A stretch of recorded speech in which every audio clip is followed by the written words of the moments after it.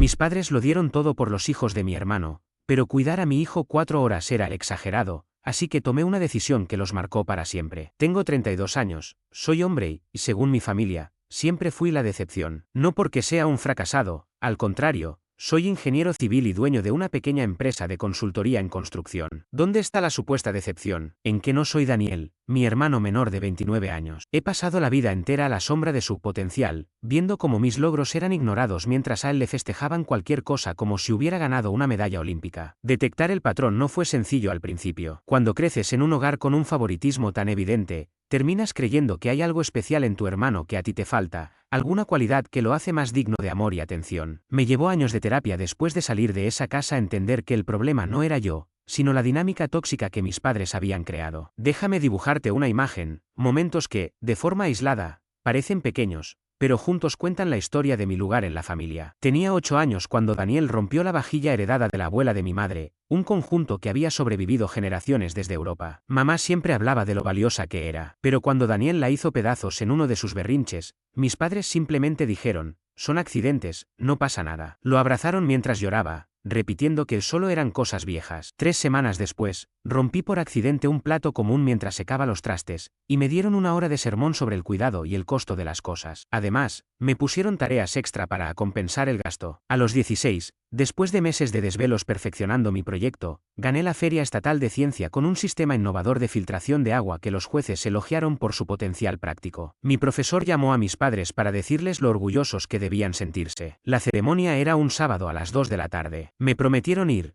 pero al mediodía me avisaron que no podían porque Daniel tenía un partido de fútbol, uno de temporada regular, en el que ni siquiera jugó porque era suplente. Recibí el premio solo, viendo a otros niños celebrar con sus familias mientras yo apretaba mi certificado con las manos temblorosas. A los 18, recibí una beca completa para uno de los mejores programas de ingeniería del país. La carta llegó un martes y no podía esperar para darles la noticia en la cena. Cuando lo anuncié, esperaba al menos una felicitación. En cambio, respondieron con indiferencia, bueno, ingeniería es una opción segura, supongo. Daniel es tan creativo con su música, y pasaron el resto de la comida hablando de su recital en una cafetería local. Aquella beca que les ahorraba decenas de miles de dólares en matrícula apenas se volvió a mencionar. A los 22, me gradué summa cum laude en ingeniería civil con ofertas de trabajo de 3 empresas prestigiosas. Mis padres asistieron, sí, pero pasaron casi toda la ceremonia mandando mensajes a Daniel para coordinar el montaje del concierto de su banda esa noche. Se fueron apenas escucharon mi nombre, sin quedarse a la recepción ni conocer a mis profesores que querían felicitarlos por haber criado a un estudiante tan dedicado. Tenían prisa por llegar al bar donde Daniel tocaría para unas 20 personas. A los 25, después de ahorrar cada centavo y trabajar jornadas de 80 horas en una gran empresa para aprender el negocio,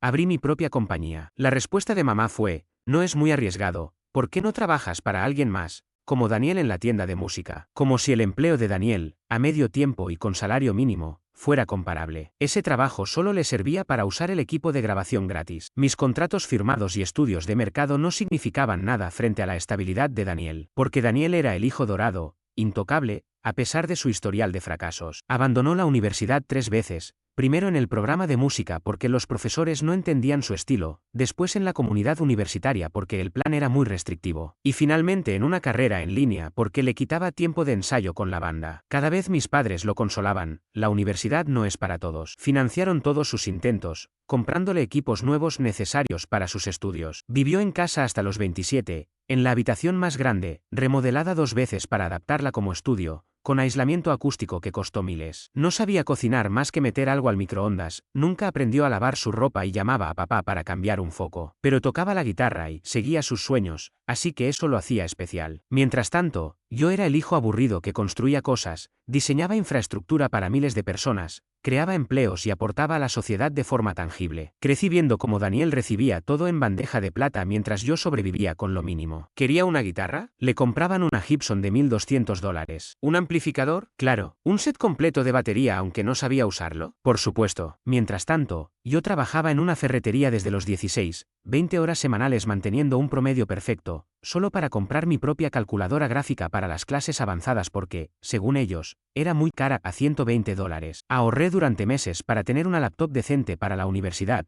mientras que a Daniel le regalaron una MacBook de última generación. Cuando reuní el valor para hablar con ellos en serio durante mi segundo año de universidad, mamá me tomó la mano y dijo, «Pero Adrián, eres tan responsable».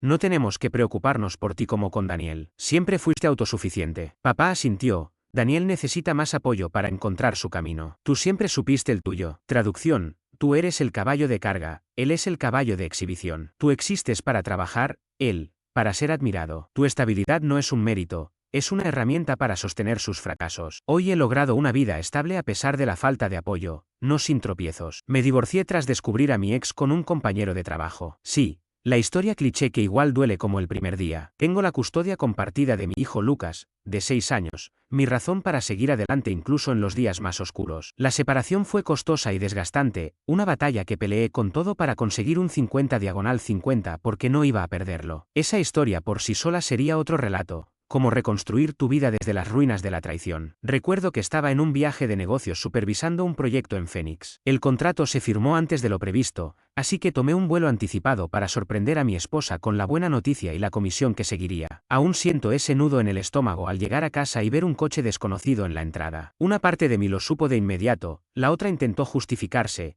Quizá era solo un amigo de visita. Quizá ella había llamado a alguien para que le hiciera compañía mientras yo estaba fuera. Abrí la puerta principal con cuidado, escuchando música que provenía del piso superior. Subí las escaleras despacio, y entonces oí risas. Era su risa, pero sonaba distinta, más libre, más desinhibida de lo que había escuchado en meses. Al llegar a nuestra habitación, la encontré con alguien. Allí, en la cama que habíamos comprado con tanto esfuerzo, ahorrando durante meses cuando recién nos casamos. Esa misma cama donde Lucas fue concebido. Estaba con Sergio, su compañero de trabajo, a quien conocía desde hacía tiempo. Lo había invitado a nuestra casa para cenar apenas unas semanas antes, y también lo había visto en varias fiestas de la empresa. La escena que siguió fue una mezcla absurda entre lo ridículo y lo devastador, ella, petrificada, intentando cubrirse, él, buscando su ropa con desesperación, y yo, con una calma extraña, dándome la vuelta y marchándome sin decir nada. Conduje durante horas, sin rumbo fijo, tratando de aclarar mi mente. Cuando regresé, ya no estaba él. Ella seguía allí, llorando y lanzando excusas,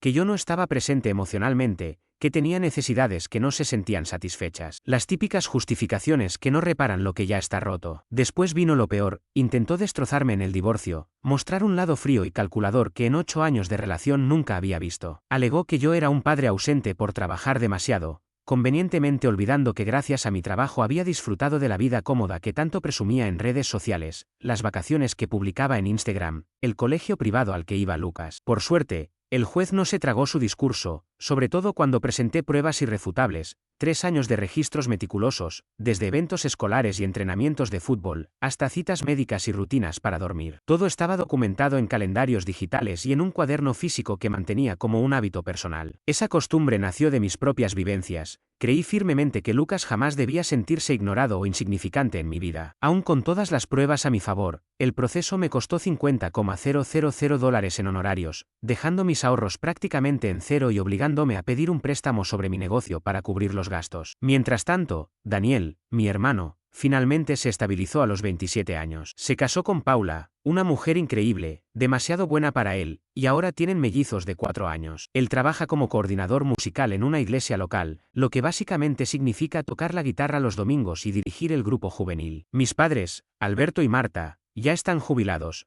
Papá tiene 65 y mamá 62. Él fue gerente medio en una empresa de papel, y ella trabajó medio tiempo como recepcionista en una clínica dental. Siempre se quejan de problemas económicos, aunque curiosamente logran mantener su estilo de vida. Aquí viene lo sorprendente, durante los últimos 5 años, les he enviado $800 mensuales para ayudarles con los gastos. Comencé cuando papá se jubiló porque dijeron que el seguro social no les alcanzaba. Yo, ingenuo y creyente del lema "la familia se ayuda", no dudé en hacerlo. Me contaron historias tristes, que habían recortado la pensión de papá, que los medicamentos de mamá no estaban cubiertos, que la casa necesitaba reparaciones urgentes. Me lo creí todo. La familia siempre se apoya, decía papá. Qué ironía, porque esa ayuda siempre fue en una sola dirección. El mes pasado, me inscribí en un MBA ejecutivo para impulsar mi negocio. Las clases son los fines de semana, lo cual se ajusta a mi horario de custodia. Además, recibí la increíble noticia de que había sido seleccionado para dar una ponencia en una conferencia internacional del sector, una oportunidad que podía significar contratos millonarios para mi empresa. La presentación era un miércoles a las 2 de la tarde, y justo esa semana me tocaba estar con Lucas. Este evento era el International Construction Management Summit, algo así como la liga mayor de mi industria. Ser invitado a exponer es como presentar tu propuesta directamente ante los gigantes del sector. Mi tema, reducción innovadora de costos en proyectos municipales de infraestructura, puede sonar aburrido para muchos, pero para nosotros representaba un trampolín para garantizar el futuro de la compañía por la próxima década. El problema surgió cuando mi niñera habitual tuvo una emergencia, su madre sufrió un infarto, algo completamente entendible. La suplente estaba enferma con gripe. Llamé a 3 guarderías y todas estaban saturadas. Incluso pensé en llevar a Lucas conmigo, pero era inviable, un niño de 6 años en una conferencia profesional no encajaba. Solo necesitaba a alguien que lo cuidara de 12 a 4 horas, nada más. Decidí llamar a mis padres, que viven a 25 minutos en una bonita casa suburbana, que después supe está hipotecada hasta el cuello. Siempre publican en Facebook frases como bendecidos de ser abuelos y la familia es lo más importante. Cuando expliqué la situación, mamá empezó a poner excusas, que el miércoles no les venía bien. Le pregunté si tenían cita médica o algún compromiso y respondió que a papá le dolía la rodilla y querían descansar. Les insistí en que era solo por 4 horas, que yo lo llevaría y recogería,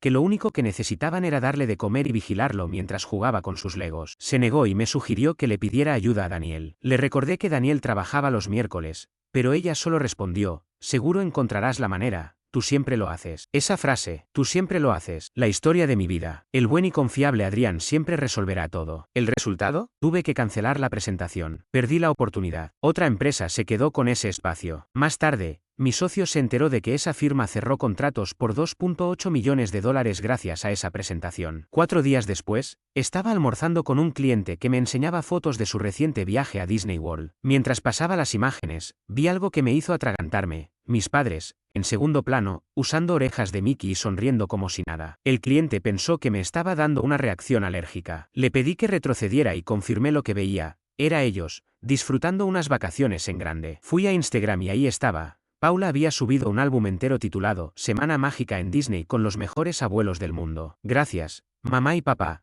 por hacerlo posible. 7 días. Pasaron 7 días enteros en Disney con los hijos de Daniel, pero no pudieron cuidar a mi hijo por 4 horas. Las fotos mostraban desayunos con personajes, tours VIP, ropa a juego, cenas en restaurantes caros, acceso prioritario a todas las atracciones y hospedaje en una suite del Grand Floridian. Conté las imágenes, 247 fotos en varias publicaciones. ¿Sabes cuántas fotos tienen con Lucas en sus redes sociales? 12 en total. Hice cálculos. Ese viaje costó, por lo menos, $15,000. Lo peor fue ver un vídeo donde escuché a mi madre decir, esto lo planeamos durante meses. Los chicos merecen un regalo especial. Meses. Eso me golpeó. Ellos habían estado preparando ese viaje a Disney mientras yo pasaba semanas ajustando horarios para que supieran exactamente cuándo necesitaría ayuda. Sin rodeos, llamé a mi madre y le solté. Vi su viaje a Disney. Hubo una pausa larga antes de que admitiera que pensaba contármelo. Le pregunté cómo podían pasar una semana completa en Disney, pero no encontrar 4 horas para cuidar a Lucas. Su respuesta fue que estaba exagerando, que Daniel y sus hijos habían tenido problemas para adaptarse al preescolar y querían hacer algo especial por ellos. ¿Y cuándo hicieron algo especial por Lucas? Pregunté. Dijo que lo veían seguido. Le pedí que me nombrara una sola vez en los últimos 6 meses. ¿Su respuesta? ¿Navidad? Aquella ocasión en la que pasaron 20 minutos para dejar un juguete barato de $10,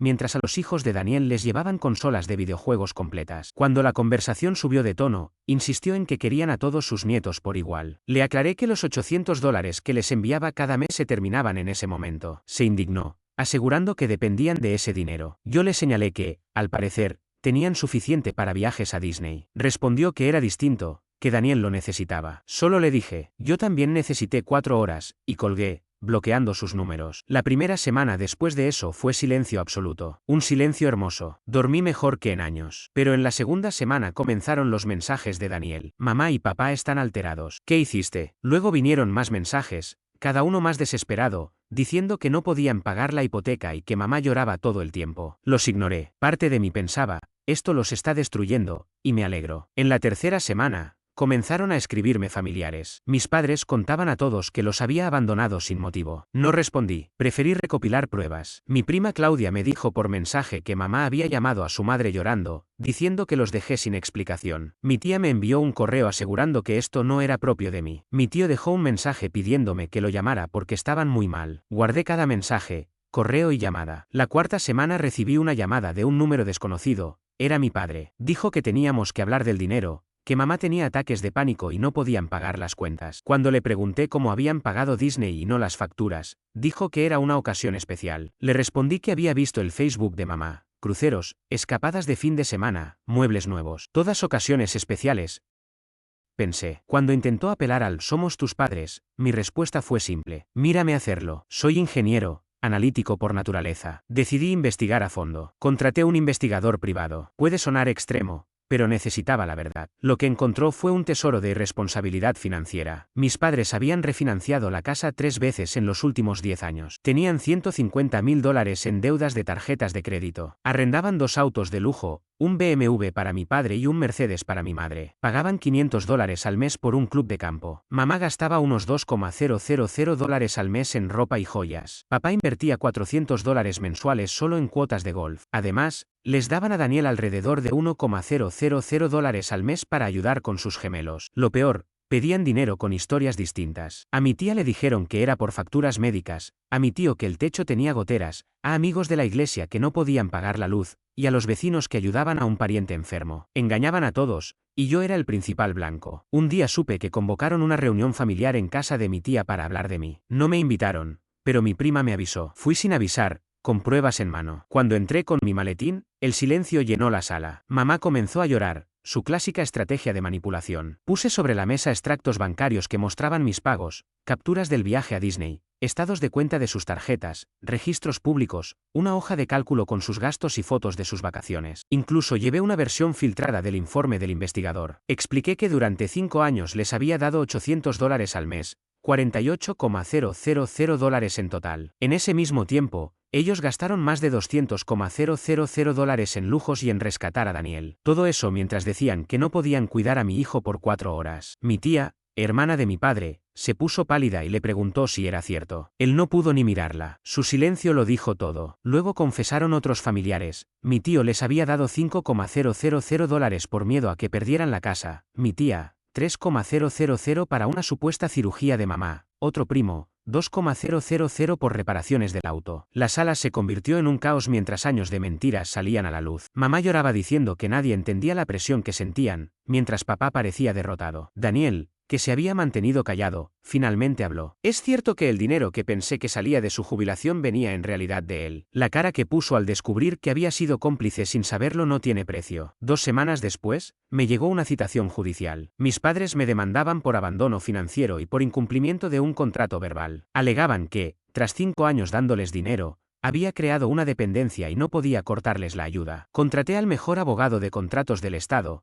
que se rió cuando leyó la demanda, diciendo que era el equivalente legal a una rabieta infantil. Contraatacamos con una demanda por fraude y acoso, porque habían hecho creer a otros que yo no los ayudaba para conseguirles dinero. Luego intentaron demandar por derechos de abuelos para ver a Lucas. El problema, en nuestro estado eso solo aplica si existe un vínculo previo. Gracias a que ellos mismos ignoraron a Lucas, no tenían caso. El juez incluso cuestionó cómo pretendían derechos de visita para un nieto que no podían cuidar 4 horas. El abogado de ellos argumentó que yo los estaba alejando. Mi abogado presentó 3 años de mensajes donde los invitaba a eventos y siempre se excusaban. También pruebas de que nunca fueron a la escuela de Lucas, declaraciones de sus maestros y un registro mostrando que en un año lo vieron menos de 10 horas. ¿Y qué hizo mi madre después? Lo llevó a Facebook.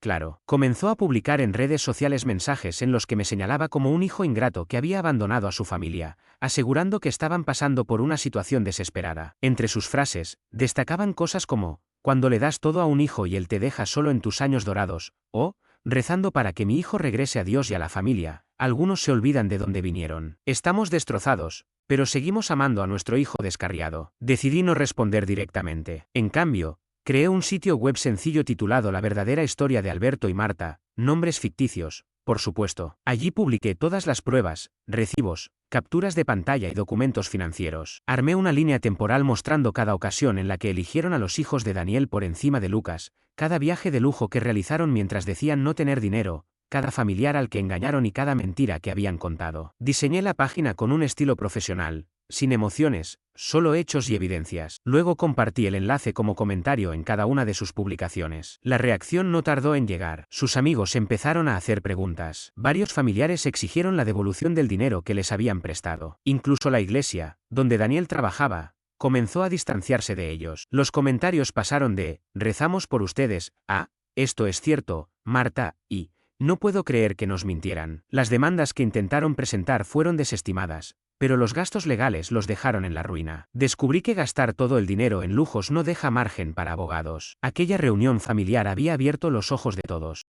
Mi tía y mi tío exigieron que les devolvieran lo que les debían. Al no poder pagar, mis padres fueron demandados. Otros parientes siguieron el mismo camino. Daniel intentó intervenir, llamándome y rogándome que los ayudara, insistiendo en que, a pesar de todo, seguían siendo nuestros padres. Le pregunté si pensaba que se habían comportado como tales cuando aceptaron cuidar a sus hijos durante una semana, pero se negaron a cuidar a Lucas por solo 4 horas. Respondió que no era lo mismo. Cuando le recordé que él había exigido ese viaje porque sus hijos lo necesitaban, le expliqué que yo también necesitaba asistir a esa presentación, una oportunidad que me habría asegurado millones en contratos. Daniel se quedó helado. Mis padres le habían dicho que yo exageraba un asunto sin importancia. Nunca supo nada sobre la conferencia ni sobre la oportunidad perdida. En esa conversación, Daniel admitió que su esposa, Paula, llevaba tiempo sospechando que algo no cuadraba respecto al dinero que recibían de mis padres. No le parecía lógico que ellos, estando jubilados, pudieran darles tanto. Esa fue la pieza final que lo hizo reaccionar. Todo se derrumbó rápidamente. El banco ejecutó la hipoteca y perdió la casa. Les embargaron los autos. El club de campo los expulsó y los demandó por cuotas impagas. Sus tarjetas de crédito quedaron al máximo y fueron canceladas. Terminaron declarándose en bancarrota. La mejor parte fue que, en medio de aquella reunión familiar, Paula descubrió que mis padres le daban dinero a Daniel sin que ella lo supiera. Se enfureció. Ellos llevaban tiempo con problemas para pagar sus propias cuentas, mientras él recibía ayuda en secreto. Paula le dio un ultimátum: los cortas para siempre o me divorcio. Daniel eligió salvar su matrimonio. Así, mis padres perdieron a sus 2 hijos en un solo golpe. Su hijo de oro finalmente vio la realidad. Casi un año después de la primera confrontación, cuando las batallas legales y en redes sociales ya se habían calmado, recibí una llamada de un número desconocido. Por lo general, dejo que las llamadas no identificadas vayan al buzón de voz, demasiadas son spam. Pero algo, quizá la sospecha de que mis padres intentarían contactarme por medios alternativos, me hizo contestar. Hola, respondí con cautela, esperando escuchar una voz robótica ofreciéndome extender la garantía del coche. Adrián, hijo, por favor. La voz era áspera, apagada, pero inconfundiblemente la de mi padre. Sonaba mucho mayor que sus 65 años, sin la seguridad que lo caracterizaba. En su lugar, había una desesperación genuina que nunca le había escuchado antes. Sentí una mezcla de emociones, la rabia que aún ardía en mí, una preocupación automática grabada a fuego por años y un vacío extraño donde antes existía el amor familiar. ¿Quién habla?, pregunté, fingiendo no reconocerlo. Quería obligarlo a presentarse, a que admitiera que ahora era un desconocido que necesitaba identificarse, no alguien que podía dar por sentada la conexión. No juegues, respondió con un hilo de voz, dejando escapar un vestigio de su antigua impaciencia bajo el tono suplicante. Estamos viviendo en el coche. Aquella confesión pareció dolerle físicamente. Cada palabra salió arrastrada, con esfuerzo. Debe de ser incómodo, dije con voz neutra, sin burla, pero tampoco con compasión, tal como él solía señalar mis defectos en el pasado. Hubo un silencio, interrumpido solo por su respiración entrecortada. Luego habló de nuevo, con la urgencia volviendo a imponerse sobre el orgullo. Necesitamos ayuda, solo para alquilar un pequeño apartamento. Nada lujoso, solo para no quedarnos en la calle. Creí que tenías mucho dinero, repliqué, incapaz de evitar el golpe. Eso dijiste en Facebook, que yo exageraba para justificar que los abandoné. Otra pausa, más larga esta vez. Cometimos errores, lo sentimos. La disculpa sonaba ensayada, sin un verdadero reconocimiento del daño causado. Lamento por haber sido descubiertos, no por años de manipulación, ni por el daño emocional, ni por haber ignorado a Lucas. ¿De verdad lo sientes? ¿O solo sientes que los atraparon?, pregunté directamente. El silencio prolongado fue más revelador que cualquier respuesta. Decidí ir al punto. Dime algo, papá. Si no los hubieran descubierto, si yo hubiera seguido enviando dinero, si nadie se hubiera enterado, ¿alguna vez habrías pasado tiempo con Lucas? ¿Lo habrías tratado como tratas a los hijos de Daniel? Por supuesto, contestó demasiado rápido, con un tono hueco, defensivo. Presioné, negándome a aceptar excusas vagas. Íbamos a hacerlo, balbuceó, incapaz de sostener la mentira. Ambos sabíamos la verdad, nunca habían tenido intención de construir una relación con Lucas. Para ellos, él solo era un daño colateral en su afán por favorecer a la familia de Daniel mientras me exprimían económicamente. No lo iban a hacer, respondí en voz baja. ¿Sabes qué? Los voy a ayudar, exactamente con lo mismo que ustedes me ayudaron a mí cuando los necesité. Les daré lo mismo que le dieron a Lucas cuando solo quería abuelos que se preocuparan por él. Nada. Escuché un ruido al otro lado, y de pronto la voz de mi madre reemplazó la de mi padre, cargada de indignación. ¿Nos vas a dejar en la calle? El equivalente a escribir en mayúsculas, pensé, recordando sus gritos cuando era niño y no cumplía sus expectativas imposibles. Ustedes dejaron que mi hijo se sintiera insignificante, dije, manteniendo la calma. Lo hicieron creer que no merecía cariño de sus abuelos. Dime con honestidad, ¿qué es peor? Es solo un niño, gritó, perdiendo cualquier intento de razonamiento. Él no entiende. Tienes razón, respondí, logrando que se quedara en silencio por un segundo. Él no entiende, pero yo sí. Él no entiende porque sus abuelos no lo quieren. No comprende cómo pudieron pasar una semana entera en Disney con sus primos, pero no fueron capaces de cuidarlo durante 4 horas para que su padre pudiera avanzar en su carrera. Tampoco comprende por qué en Navidad,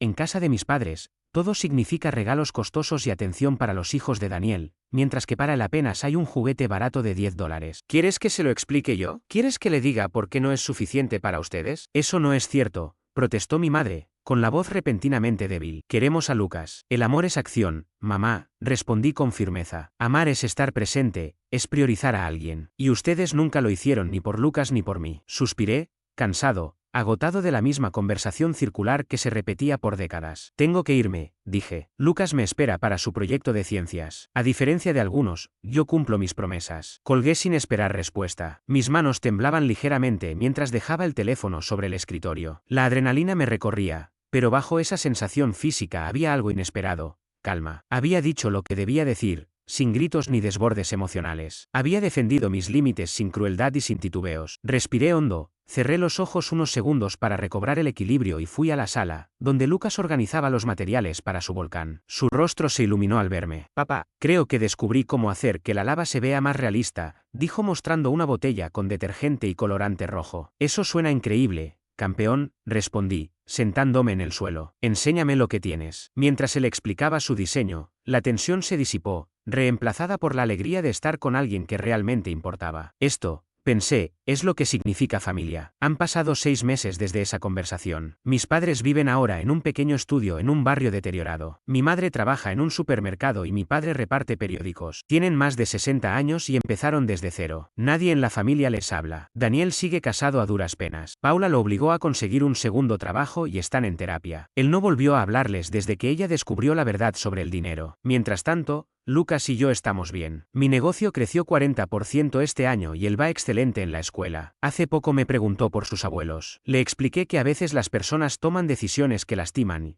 y cuando eso pasa, debemos alejarnos. Lo pensó y dijo, como cuando ya no juego con Iván porque rompe mis juguetes. Le confirmé que era igual. Hace unos días, me encontré con mi tía en el supermercado. Me dijo que mis padres le pidieron dinero y se rió en su cara. Me llamaron dramática cuando les advertí sobre sus gastos, comentó. Ahora vienen a pedirme ayuda. Ni lo sueñen. El resto de la familia también los ha cortado. Sus amigos ya no quieren saber nada y en la iglesia les cerraron las puertas por manipular a los feligreses para conseguir dinero. Están completamente solos. Ayer recibí otra llamada de un número desconocido mientras revisaba planos en mi oficina. Estuve a punto de no contestar, pero algo me hizo hacerlo. Era una trabajadora social del Departamento de Servicios Humanos. Su voz era amable, pero profesional. Me explicó que Alberto y Marta Salazar habían solicitado asistencia de vivienda de emergencia y me habían incluido, Adrián Salazar, como familiar que podía ayudarlos. Solo cumplía con su trabajo antes de aprobar la solicitud. No puedo ayudarlos, respondí con firmeza. ¿Puedo saber por qué?, preguntó sin juzgar, solo tomando nota. Me tomé un momento. Porque cuando los necesitamos, ellos decidieron no estar, respondí al fin. Dejaron claras sus prioridades. Hubo una pausa breve. Entiendo, dijo. Gracias por su tiempo. Colgué. Y ahí lo supe, no había vuelta atrás. No sentí ira, ni culpa, ni alivio. Nada. Para mí, dejaron de ser familia hace tiempo. Tomé el teléfono, abrí el chat con mi tía y le escribí. Por favor, si vuelven a preguntar por mí, diles que estoy bien, pero que no insistan. Luego guardé el móvil, apagué la pantalla del ordenador y me fui a casa con una sola idea en mente: seguir cumpliendo mis promesas con quien sí me necesita.